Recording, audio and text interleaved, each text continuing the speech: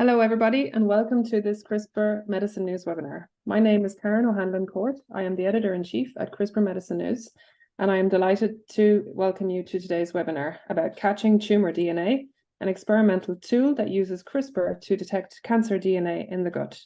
Our speaker for today is Dr. Dan Worthley, MD, Ph.D. from Colonoscopy Clinic in Australia. Dan is a gastroenterologist and cancer researcher based in Queensland. He completed his medical and gastroenterology training in Adelaide, Australia, and his PhD and Master in Public Health at the University of Queensland, followed by a 4-year postdoctoral fellowship at Columbia University in New York. When he returned to Australia, Dr. Worthley established a research program in synthetic biology and a clinical practice that together aims to reduce bowel cancer deaths in the community. To date, Dr. Worthley has authored more than 100 scientific articles and reviews in journals including Science, Cell, Cancer Cell, Cell Stem Cell, and Gastroenterology. He works closely with Professor Jeff Hasty at University of California, San Diego, and his clinical practice is Colonoscopy Clinic in Queensland. His mission is to contribute academically, clinically, and to policy towards a future where no Australian dies of colorectal cancer. If you have a question for Dr. Worthley, please type it into the questions box on your screen and we'll get to it after the presentation. Over to you now, Dan. Thank you very much, Karen. I just wanted to thank Karen very much for asking me and to CRISPR Medicine News for covering our work. It's an enormous pleasure to present to you today. Just by way of a brief disclosure, I do have some commercial interests in synthetic biology, particularly in cancer care, and we recently filed a patent around this work. I'm going to start today's presentation by introducing a little bit around the importance of colorectal cancer and why it lent itself for this work. It's common, it's important, one of the most important causes of cancer death in Australia, and I'm sure in your community as well. The tragedy of that is that colorectal cancer is entirely preventable. If you find precancerous polyps, they can be removed and cancer never develops. You reduce incidence. And when you find early stage disease, colorectal cancer through surgery is entirely curable. And that's why it's a strong focus of prevention and screening. In the US, and it changes from country to country, but in the United States, there are several suggested means of colorectal cancer screening: colonoscopy from age of 45, a stool DNA test known as Cologuard that also incorporates fecal immunochemical blood testing. You can look for microscopic traces of blood alone, and there are also radiological means of screening. So just for this audience, so bowel cancer is large bowel cancer or colorectal cancer. So it's in the last 1.5 meters of the human digestive tract. The importance for this talk is that that's where the majority of your 39 trillion microbial cells are living, cheek by jowl, with the lining of the colorectal mucosa from which bowel cancers arise. And so this is a rectal biopsy from a human. And just to emphasize that really the stem cells of the human colorectal gland live down the bottom of these tubular structures called crypts. They divide and then proceed via a conveyor belt to the luminal surface, where through anoecus they are shed and undergo a programmed cell death to then be passed out as poo dust into the lumen to be flushed away. When a stem cell develops a genetic mutation that makes it grow faster than its friends or die less frequently, it can then heap up into a small cluster of genetically distinct precancerous cells known as a polyp, in this case an adenoma. And this is a colonoscopic image, and you can really see how those little crypts can be seen in the normal mucosa and then are disturbed within the adenoma. And the adenoma is a precancerous polyp, so it can be found at colonoscopy. This is a 10 millimeter adenoma. It can be removed by polypectomy to be sent off to the pathology, and then therefore all of those genetically disturbed cells have been removed and cannot then progress further into colorectal cancer. The reason I just highlighted that sequence is that colonoscopy is a good test. It has some difficulties that I'll talk about, but effectively it's still a test involving a living organism, not one that's bioengineered, but it's a trained colonoscopist who's getting the input of the visual polyp, then processing that within them, and then leading to an outcome, whether that's biopsy or removal. And I just highlight that because that's what synthetic biology is. It requires a signal. It requires circuits to process that signal. It then requires an output to respond to that signal. And all of that is housed within a living cell or a chassis species. And I'll talk a little bit throughout the talk about signal, circuits, output, and chassis species, because they're the fundamental parts of our project. Now, colorectal cancer is one of the classic and almost the archetypal cancer that really helped to define stepwise carcinogenesis. So Bert Vogelstein and Eric Fearon back in the 80s had defined how small polyps have lost a tumor suppressor gene called APC. Then when they often progress into something called an advanced adenoma, they'll develop an activating mutation within KRAS, classically G12D mutation. They sometimes then lose SMAD4 and then P53. So colorectal cancer, as with all cancers, a defining feature is this stepwise genetic events that accompany progression from simple into advanced and then into invasive pathology, here shown as a bowel cancer. So that's colorectal cancer. It's common, it's eminently preventable, and it's defined genetically. Now, Karen kindly sort of mentioned a bit of my backstory. This story begins during my postdoctoral time. So, postdocs, it's the best time of your life. Well, in fact, it was the best professional time of your life.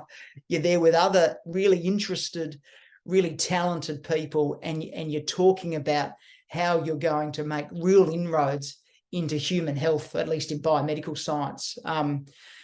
And I had a mentor, Sid Mukherjee, who always just said, in the future, diseases will be detected and cured using cells, not pills. And so we were in this time, sort of 2010 to 2015, CRISPR all of a sudden became very hot, and we were trying to understand how we were going to use this to diagnose or even intervene in gastrointestinal cancers.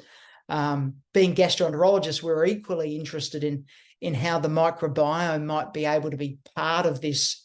But we came up barren. We had lots of great ideas in front of the whiteboard, lots of interesting discussions, but really no valuable output. I then came home, was setting up my own lab in Australia, and some really important papers came out from other groups. A group headed by Jeff Hasty, but Omar Din and Tao Danino from UCSD were publishing in Nature after Nature paper these incredible papers where they were genetically engineering cells to do these amazing things like lyse in unison using quorum sensing. And they provided this incredible rigor, this engineering principle to biology. They're able to quantitatively model these cellular events. I didn't know quite how I was going to use this, but I wanted to be a part of it.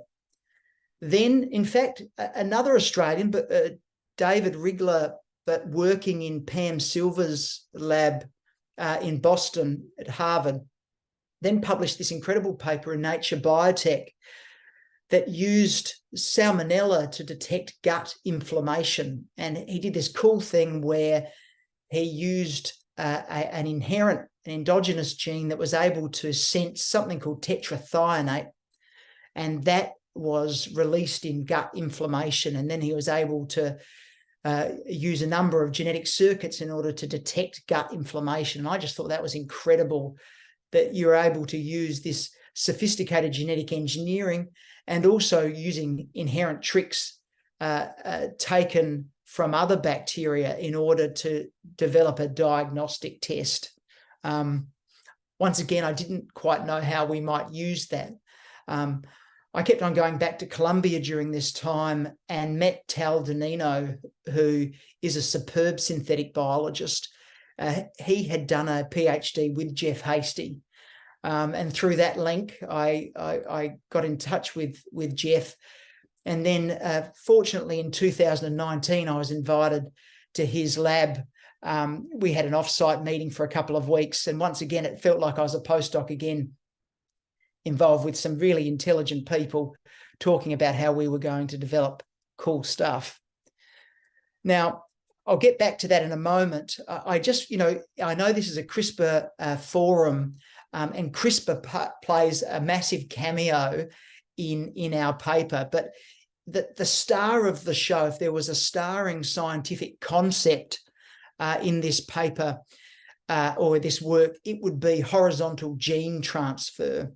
Now, I know this audience will be very familiar with that as a concept, but just to introduce two main ways of genetic inheritance. So genes can be transferred, obviously, in a generational way, from one cell dividing into two, and doing so, delivering its genetic material to its daughter cells. That's vertical transmission, and we're obviously very familiar with that. And particularly in the bacterial world, the microbial world, horizontal gene transfer, so outside of parent to offspring inheritance, is also relevant. There are a number of ways by which this can occur. Transformation, where there's cell-free DNA that's directly taken up into a cell. Vesiduction, whereby vesicles are passed from one cell to another. There's via a direct pilus, or what's called conjugation, and then obviously infection, or what's called transduction. In this work, we're largely focused on transformation. So that's cell-free DNA that is taken up by another cell. Now, so I mentioned that lab meeting at Jeff's lab at UCSD. So I was fortunate enough to be there, and Jeff very kindly got all of his PhD students and postdocs to present their work. All of it was superb. The Hastie lab always does this wonderful self-evident science. It's rigorous, but then it will also be exemplified, often in a fluorescent movie that all of a sudden will just be able for you to digest all of it, both the beauty of it, but also the value of it immediately. And one of those postdocs was a guy called Dr. Rob Cooper, who's the first or equal first author on the paper. And he was presenting his work on horizontal gene transfer. He was very interested in horizontal gene transfer between different bacteria. Why? Because that's a common mechanism by which antibiotic resistance is passed from one bacteria to another.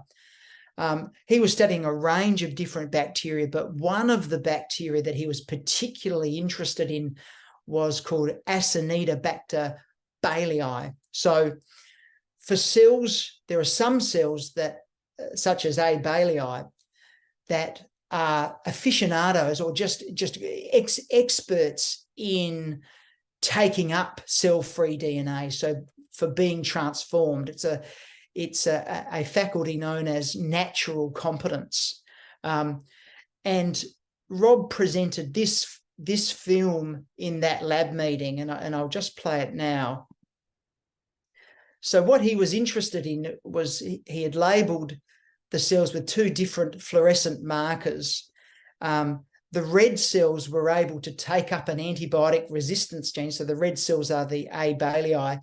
They're able to take up antibiotic resistance from the green cells, and then were able to explode when antibiotic was delivered to this little microfluidic well.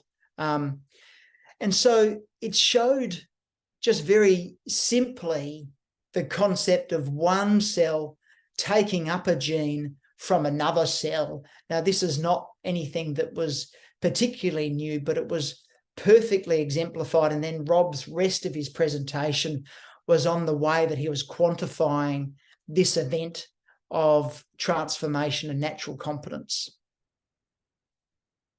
So after the lab meeting, Jeff, Rob and I were speaking, and you know, Rob was very interested in antibiotic resistance, but to a gastroenterologist who was very interested in colorectal cancer, it just looked like there was one bacteria and another cell, and that bacteria was taking up genes from that cell. So perhaps if we replaced that cell with a cancer cell, would it be able to detect genes from the cancer cell? That's how it's defined. The cancer cell is genetically distinct. And so it might be an opportunity, like David Rigler had done in his Nature Biotech paper, where he detected inflammation. Could now we be using a cell to detect a genetic event within another cell? Well, not within another cell, but released from another cell. I was very familiar with stool DNA, so this seemed like a cool potential experiment. Jeff also rightly said that it sounded pretty risky, and so we mapped out across our two labs a very stepwise process. But basically, that idea was that perhaps if we had colorectal cancer, we might be able to deliver a biosensor, a naturally competent biosensor like Acinetobacter bailii. It would be within the gastrointestinal tract. Cancer cells would die, as they do, and in doing so release some of their genetic cargo. That would then be taken up by the biosensor. Now, we knew that the efficiency by which we could take up a specific part of the tumour DNA was dramatically increased if we could have homology to that gene within our biosensor. So, you know, naturally competent bacteria are naturally competent because there is a fitness, there is a selective advantage in doing that. Partly that selective advantage is in just a nutritional one. It can take up DNA and then use it for its own DNA.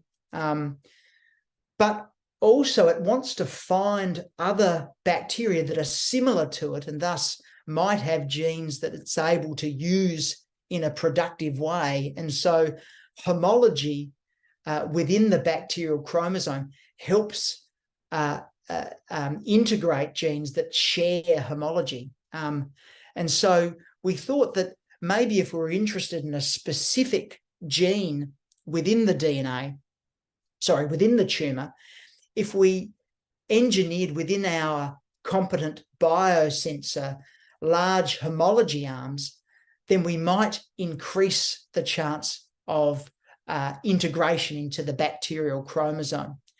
Now, we thought this was pretty far-fetched initially, and so in order to show that this could happen, we actually wanted the best case scenario.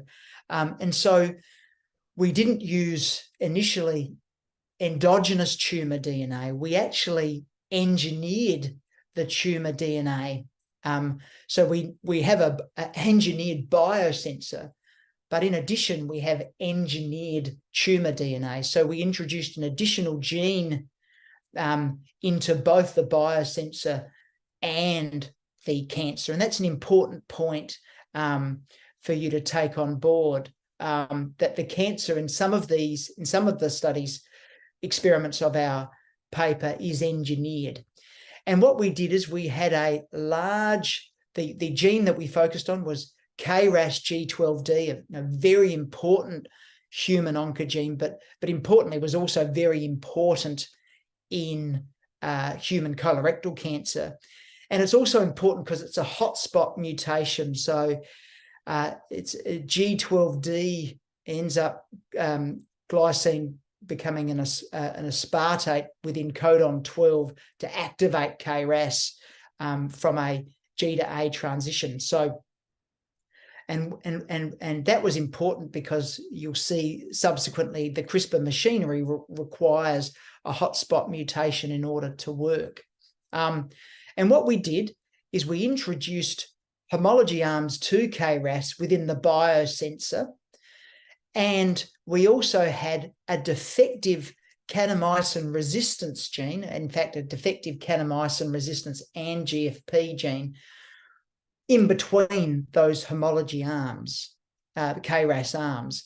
But it was defective with 2 stop mutations within the gene, so it didn't work. And these were 8 base pairs apart.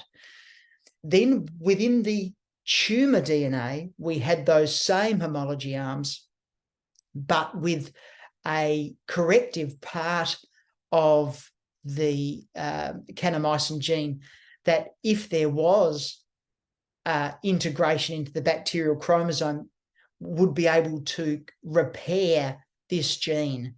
So this was a way of sort of seeing whether tumour DNA to biosensor could occur under these sort of very artificial experimental conditions. And if it did occur, then all of a sudden the bacteria would be resistant to kanamycin, and thus we'd be able to show that it was both green. You have green colonies on kanamycin plates to be able to be harvested from whatever experimental fluid, whether it was in vitro or from the colorectal lumen in the case of our subsequent mouse experiments. So, once again, this is a fairly ambitious sort of plan to go from biosensor to detecting colorectal cancer. And so the way that you bring your group along with you on that is by small iterative steps that are go, no go, in order to try and entice people enough without making them spend their whole PhD on something that is moderately high risk of failing. And so we did this in small incremental steps. So we made, well, in fact, Rob made the biosensor.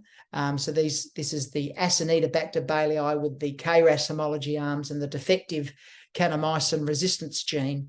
And then in our lab, in fact, this was Nobu, a Japanese postdoc of mine at the time, helped to engineer the human colorectal cancer lines. But we first started just with plasmid DNA. So we wanted to see whether plasmid DNA could repair the biosensor. Rather than looking for a needle in a haystack, we just a whole pile of needles, and we wanted to see whether our biosensor could detect that. And it could, is the answer. And we found that it was much more sensitive when obviously the area of homology to repair was much smaller at 8 base pairs compared to when the insert was much larger at 2 kb. And we found that at this smaller area, we were able to also detect genomic DNA, so now an order of magnitude harder. So now not just the target gene of interest, but all genes within the tumour DNA, albeit still purified genomic DNA.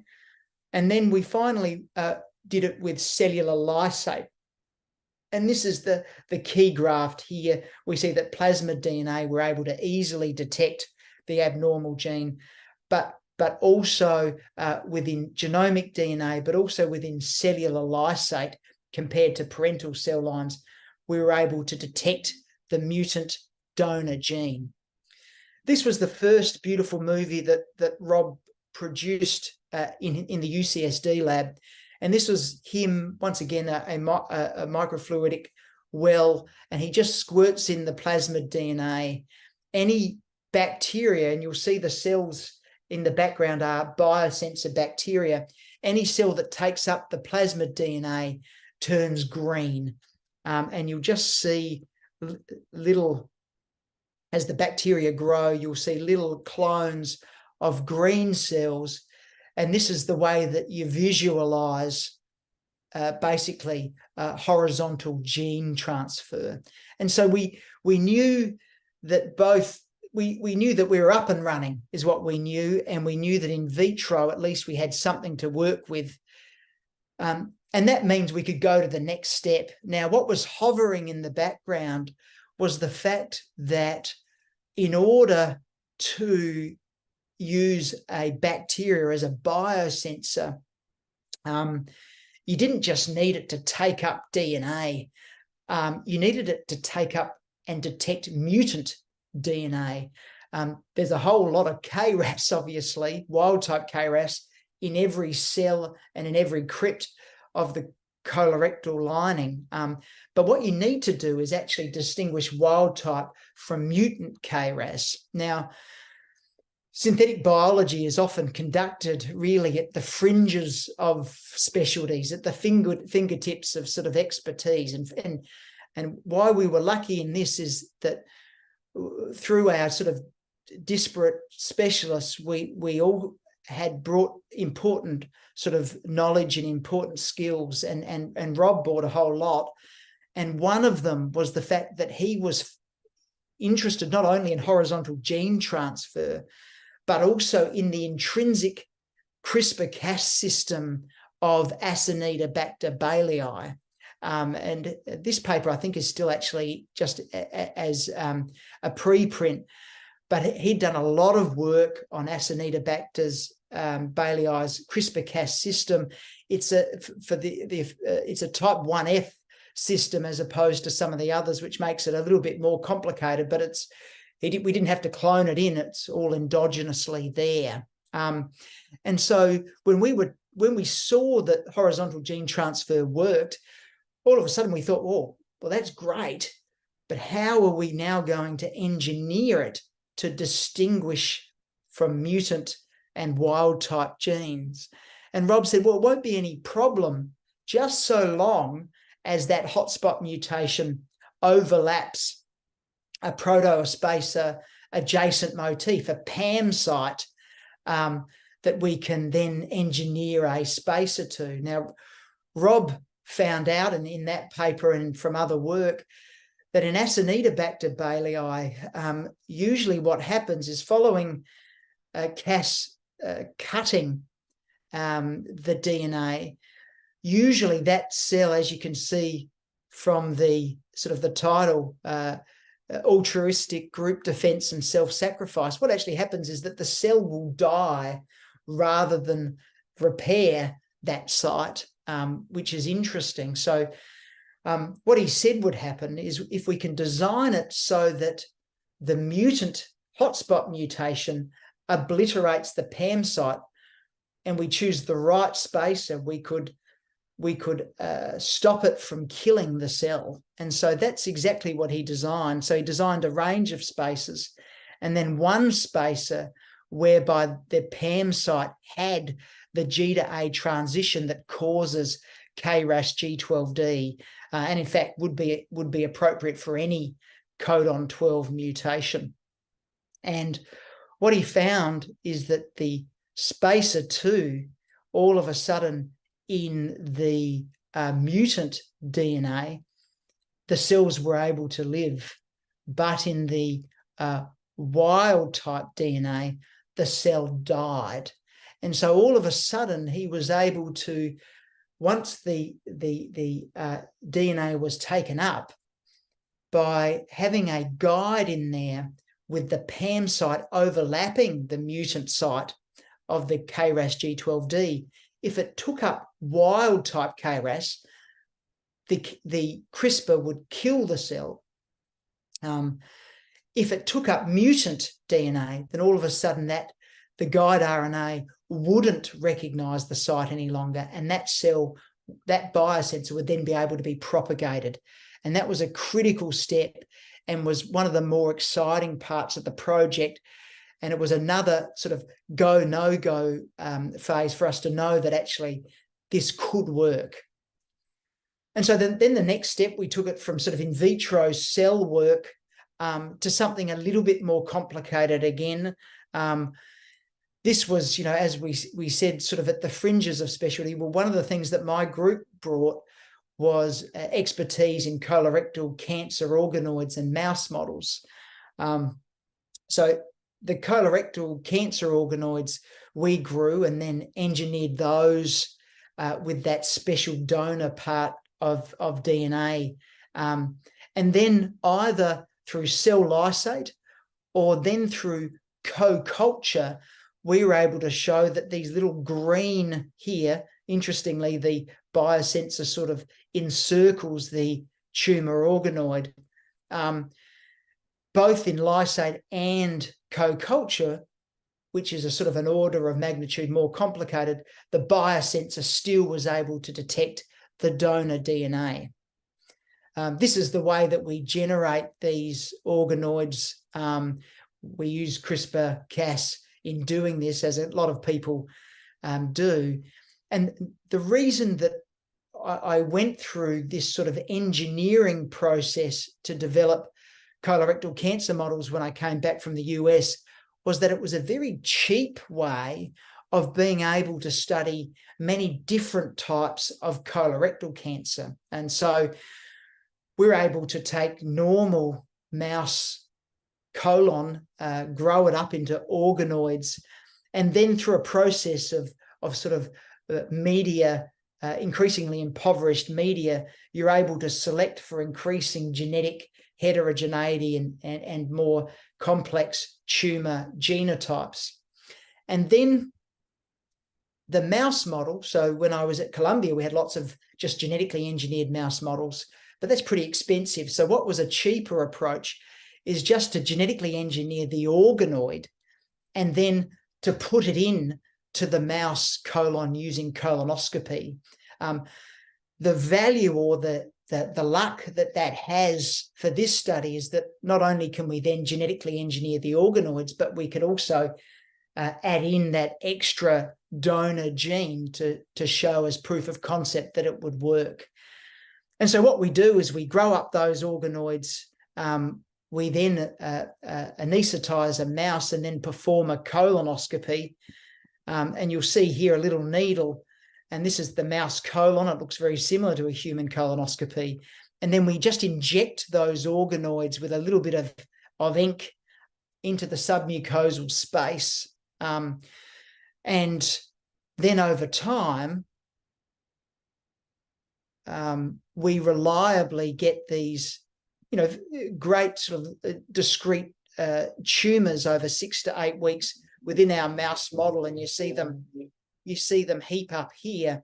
And in this experiment, these mouse models will have the engineered donor DNA part that those other cells had as well.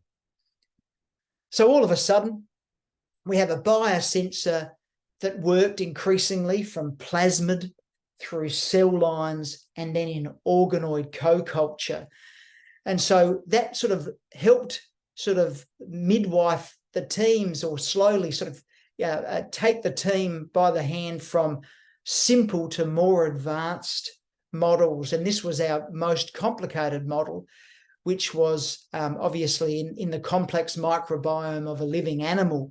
Could we deliver our biosensor to detect mouse tumors? And so we injected those into the mouse lining. as I showed you, these formed tumours over 6 to 8 weeks. And then we had several groups. The first group had no tumour and were given the sensor bacteria. Then we had a non-donor tumour, so tumours that developed but without that extra gene, and gave sensor bacteria. And then we had the donor tumour, to which we either gave parental or sensor bacteria. This is the key experiment, whether sensor bacteria could detect mice with or without tumours. And Joe Wright and Susie Woods did these experiments within the lab, and Joe worked incredibly hard, both optimizing and really just developing a new way of using biosensors to detect tumours. And after that hard work, when we did the experiment, it had this beautiful result. And so we showed that all of the mice with donor tumours were able to, through horizontal gene transfer, correct the kanamycin resistance gene within the biosensor. But it required the sensor and it required the parental tumours. And in all of the control groups, there was no growth. And so this meant that the area under the curve was perfect. And so we were perfectly able to discriminate donor from non-donor bearing mice. However, that was with engineered tumours. And although perhaps there's a future where we do engineer tumours to trick them and to kill them and to get rid of them, at the moment, that's not the case. And so we knew that we needed to do more, and we needed to show the proof of concept for non-engineered tumours as well. So we can't add in the gene. We need to show it for their endogenous genome. And so that required a different circuit. That required now something not to be added in to the biosensor or corrected in the biosensor. What it required is it required us to remove something, so horizontal gene transfer to remove something from the biosensor.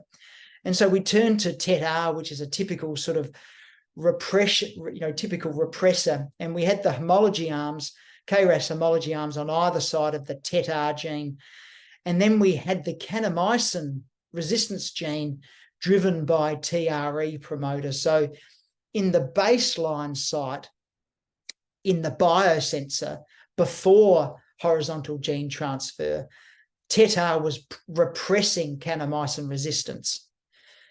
Then one of two things would happen. So either wild type KRAS would be taken up, or mutant KRAS would be taken up.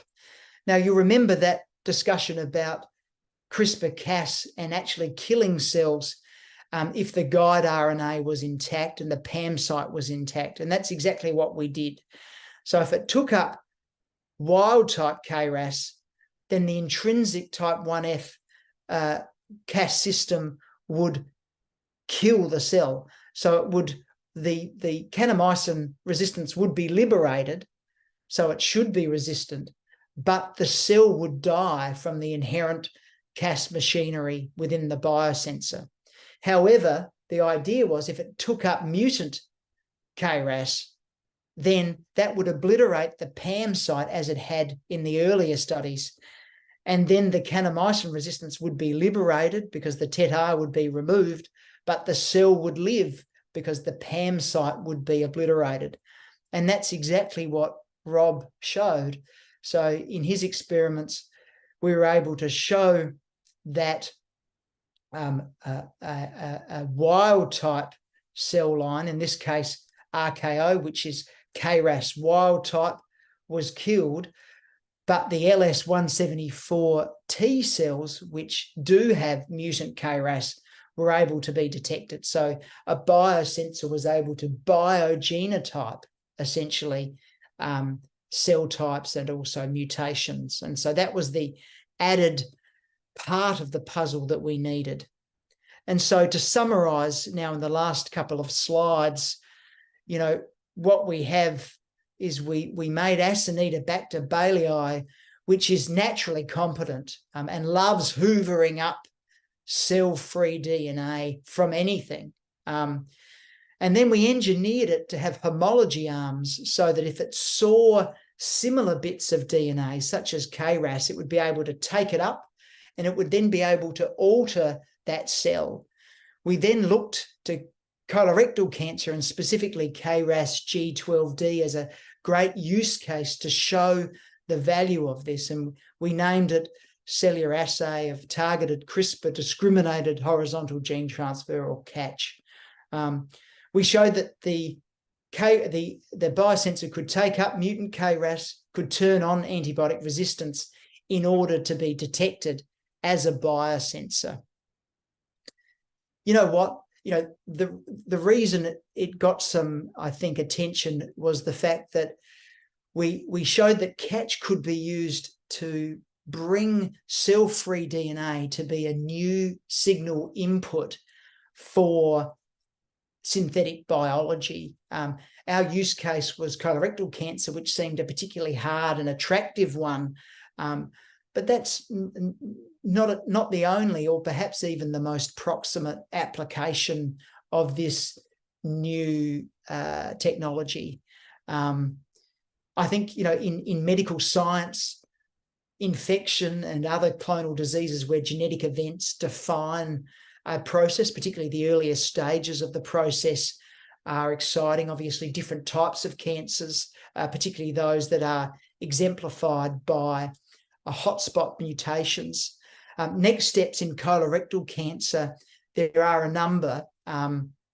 There are increasing the sensitivity of the endogenous DNA detection. There is multiplexing for further hotspot mutations beyond just KRAS G12D.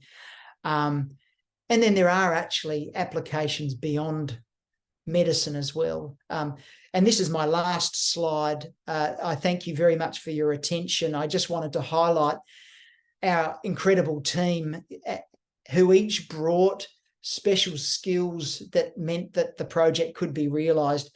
Jeff Hasty, who has been an amazing friend and collaborator and is an extraordinary scientist. Perhaps in this area, I suspect many of you know his work already, but if you don't, then I just refer you to his many Nature papers and his videos that are so self-explanatory. Rob Cooper, who Rob, Jeff and I, it started with that discussion in January 2019. And really it was his work on horizontal gene transfer that inspired the project. Josephine Wright, who is a superb Australian cancer scientist who was indefatigable in pursuing and developing new ways of measuring horizontal gene transfer within our biosensor. And Dr. Susie Woods, who is also a superb cancer scientist who helped drive this project in Australia, as well as many other important scientists who contributed. We've got catch.contact, has a bit more information and videos and other things, and the free PDF on it. And I throw back to Karen and would love to answer any questions. Thank you for your attention. Hi, Dan. Thanks a lot for that presentation. That was really fascinating. Very detailed, thorough piece of work. So I can only imagine how many hours were spent in the lab by all of your team members and also in the collaborating lab. So that's fabulous. It's easy to get really excited about how this could be used to, go out and diagnose colorectal cancer straight away, which is obviously a really big problem. But obviously, realizing an actual diagnostic test based on this is some time out in the future. However, I was wondering, how would this look if it was being done in humans? Because obviously you're not going to engineer a person's tumor DNA, and also you cannot rectally administer the bacteria. So do you envision something where a patient or an at-risk person, maybe in a screening program, would sort of ingest some kind of engineered bacteria in a capsule, or would you see this being done on a stool test? So awesome questions. So yes, so at the moment, you're exactly right. There are superb options for colorectal cancer screening. Yes, there are issues of cost. Yes, there are issues of convenience, but the main one is the issue of compliance. So wherever your listeners are living, whichever country, I'm certain that sort of participation in your national colorectal cancer screening program is almost certainly appalling. It is in Australia. So, by doing the fecal occult blood test or colonoscopy or whatever is offered, just do what's available now, and it will save countless lives and hundreds of millions of dollars in your countries. But we're talking about this new test as well. So, Karen is right. It is many steps away from being a diagnostic test. The multiplexing is one. Endogenous DNA, increasing the sensitivity of that, is another. Any engineered microbial therapy or any microbial therapy, particularly for gastrointestinal disease, has to be delivered orally. Otherwise, people won't do it. And so fecal microbial transplantation, yes, has niche applications and is sometimes given colonoscopically, but it's only going to be, the capsules, or what they call crapsules, that are going to be the way that we develop it. So, yes, it's the packaging, it's the improved sensitivity, and it's the further circuitry. But where I see this having enormous value, and something that other tests don't have, is two aspects. So the first is that we don't need to process the sample at all. So, synthetic biology, you engineer all of the complexity within the cell. So the laboratory is sort of miniaturized. So you don't need to process the sample. You don't need to purify the DNA. You don't need reagents. It's actually something that can be a fairly rude and rudimentary process. And that will have particular value maybe in infectious diseases, in rural, remote and resource poor places. We see that having value. The other is that a laboratory ex vivo test can never do is close the gap or close the loop between diagnosis and response. And that's what a cell can do. And that's why CAR T are so extraordinary, is that not that they detect cancer, but they do detect cancer. It's that they immediately respond and kill cancer. That's magic. That's miniaturizing a little physician or a surgeon or something into a cell. And so in digestive health, where could this be valuable, as the first phase 2 type study, in diseased populations? Well, it's probably in the people that have very high precancerous disease burden. So the two classic ones would be something called serrated polyposis syndrome. So in this, people can up to have hundreds and hundreds of precancerous polyps called sessile serrated lesions, and they almost always will have a BRAF V600E mutation. And so these people at the moment have regular colonoscopy, perhaps even 6 monthly, and it can be, it's tedious, and can be costly and other things. And so, to deliver something that could detect BRAF V600E and then directly deliver a genotype complementary response is where we see it. But also in digestive infections is the other way where you could detect an infection like Clostridium difficile infection, and then once again deliver perhaps a neutralizing nanobody to the cytotoxin. So it's those two areas, resource poor scenarios, difficult to reach places, perhaps in industrial applications that are difficult to sample, and then in delivering a response at the time and at the place of disease detection. So they're the attractive veins of inquiry that we're pursuing, but we are still, several steps away from delivering a commercial product. Sure, thanks for that. Yeah, no, that sounds very relevant to go into these more low resource setting areas and just to reduce that barrier for people to actually take the test. So I think that's really relevant, now, not just for this type of cancer, but also other types of cancers for which screening programs are also available.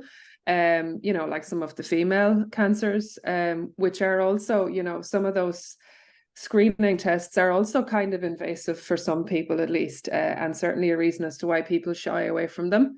And again, probably totally preventable if caught early. So we'll definitely be watching out for what else you're going to do in this area. Thank you, I also wanted to ask about the choice of bacteria. So I understand that the Acinetobacter is, you mentioned that it's really good at taking up bacteria, so it has a high level of natural competence. I'm not an expert in the human microbiome, but is it something that is like kind of is it kind of present in all of our microbiomes, or would you choose another bacteria actually? It's really cool, and it has bad marketing, Acinetobacter, because obviously, you know, lots of clinical infections that are relevant with Acinetobacter species. The reasons we used Acinetobacter bailey were for three main reasons. Chief amongst them was the fact that Rob had worked so much on it and was incredibly familiar with it, and that wasn't a small reason. It obviously is one of the, there are a few, but one of the very well characterized competent species. But we also knew from a previous study, and we saw, I've forgotten the name of the first author, but it's cited in our paper, that it could colonize the mouse gastrointestinal tract. So they had looked at this in a mouse experiment. So that was important for us. And we knew that Acinetobacter bailey was largely non-pathogenic in normal humans. And so there had been some clinical isolates of A. bailey, not the exact one we used, but some clinical isolates that had caused some disease in heavily immunosuppressed humans. And so by extension, normal immunocompetent people don't develop disease from it. So it was those reasons that we used it. But, you know, it's a soil species. And, you know, I talked initially about the chassis, referring to myself as a vertically challenged Australian colonoscopist as being the chassis species for doing colonoscopy. But, you know, we are optimizing a number of things and defining an endogenous, if it lives in the human microbiome already, you know, geez, that's, you know, streets ahead of a soil species. And so particularly with Rob Knight, who was part of one of the authors, who is an expert in the human microbiome, and his lab is extraordinary. We are interrogating to find other competent human samples that we could trick up in the same way. Yeah, that's because that's a better route to the clinic. That's what I was actually going to ask you about, because there must also be some concerns that, you know, about ingesting a genetically engineered bacteria. I'm not sure that people are ready to do that, especially if they're not sick. But, you know, for screening, you know, then they might just opt not to do that, and maybe just opt not to do screening at all. So I was wondering, you know, I'm interested in knowing, do you know when the donor DNA integrates into the bacterial chromosome, does it tend to go into the same spot? And could you envision a setup where you are detecting endogenous horizontal gene transfer in the gut by supplying the individual with the CRISPR machinery instead? So that's a very cool. So, you know, so it does go into the same spot. You know what, we have done whole genome sequencing of the biosensor, so we know it goes into just one spot, but we know it goes into the specific spot because of the repair of the kanamycin resistance gene, the homology arm. So it goes into that part. And that's an important point to clarify, because not here, but in other forum, you know, sometimes people were thinking that the CRISPR mechanism was actually to facilitate that integration, as you might envisage from other applications of CRISPR with homology-directed repair, for instance. But it wasn't that. So the CRISPR was used actually to kill the bacteria if it was integrated wild-type KRAS, which is a slightly sort of weirder application of the CRISPR machinery. So how could we use CRISPR to, so, you know, you're right, potentially, and we haven't in any way investigated this, so I'm just pursuing your very cool thought experiment, but you could, dribble in some DNA, perhaps, encoding a Cas9 system and the guide, and it gets taken up and integrated into a competent bacteria as the start of the process to sort of in some way, though. Yeah, I don't like. I'm not the right person to probably map out that pathway, but there will be resistance to genetically modified bacteria. But do you know what? It is not a new concept, and so one of the reasons why I'm so encouraged doing this, as opposed to perhaps doing it 7 years ago, is the fact that companies like, and I just, whether it's Ginkgo Bioworks or Synlogic, are actually delivering genetically engineered bacteria for human disease now, even in non-fatal human disease like phenylketonuria. And so the appetite for this work and the what's the right word, but not the logistic, but the barriers, the regulatory barriers to implementing it have been gone through by other pioneers, for which we're very, very grateful. And so I think you're right. It'll take the right disease of significant enough burden, certainly for people, to test it initially, but genetically modified, cells are already put into people as CAR Ts. You've got adeno-associated viruses curing haemophilia. The appetite for and maybe it's because of CRISPR-Cas, is just that genetic engineering, has become so central to even lay people's consciousness that these things don't seem so crazy as they might have before CRISPR-Cas came on to the scene. Yeah, thank you. We have time for one more question. So you mentioned the G12D KRAS mutation as being a hotspot. So I'm assuming then that's a mutation that you see in loads of patients who have colorectal cancer.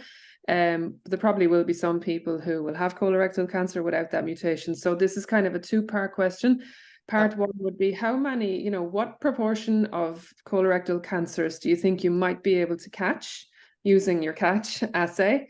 And then on top of that, then how flexible would it be to adapt the same assay to also detect other, say, KRAS mutations? Or, you kind of touch on the multiplex, and then we can finish off. Yeah, that's a perfect question. So it's about 30% of colorectal cancer. So G12D by itself, do you know what, is insufficient. And we knew that a little bit from the stool DNA test by Cologuard. So they use 3 mutations, one of which is KRAS, but they add in immunochemical fecal occult blood detection. So we're multiplexing in 2 avenues. One is increasing the number of hotspot mutations to detect. And by stitching together 4, we can get close to 80% of colorectal cancers. However, that's still a bit unsatisfying. And so the other aspect for synthetic biology is that there have already been synthetic biology approaches outside of cell-free DNA. And so one very cool one, particularly that was published in Science for heme, and recently in PNAS for calprotectin, which is inflammation, we can actually multiplex not just genetically, but for other events that occur in cancer, and so bleeding, so heme detection. And Jeff does a lot of work in detecting metals and other inorganic sort of environmental signals. So heme is one we're pursuing, and inflammation such as with calprotectin. So you then have genetic and other environmental factors, and the other one being the tumor-associated microbiome, which has some interest at the moment. So, okay, great. So we will probably just leave it there because we're out of time, even though, it's a very interesting discussion. I'm sure we could have continued. So maybe you'll have to come back and do a follow-up in the future. if I have something worth presenting, I would love to. Yeah. Karen, I just wanted to thank you and CRISPR Medicine News for covering the work. Very grateful to you, and thank you for your time. You're very welcome. And before I just round off, I'd like to say thanks to the audience for joining in today and sending in your questions. And we look forward to seeing you at a future CRISPR Medicine News webinar. Take care, Dan. Have a good night. You too.